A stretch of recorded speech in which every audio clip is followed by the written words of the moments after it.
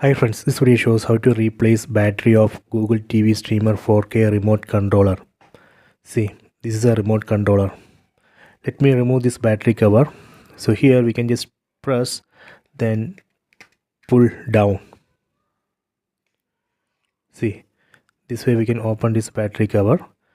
Next I am going to remove these batteries. See, done.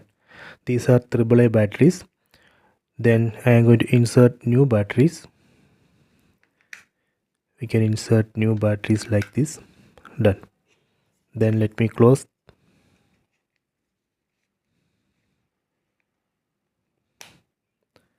Okay, done. So this way we can replace batteries of this Google TV Streamer 4K remote controller. You can try this.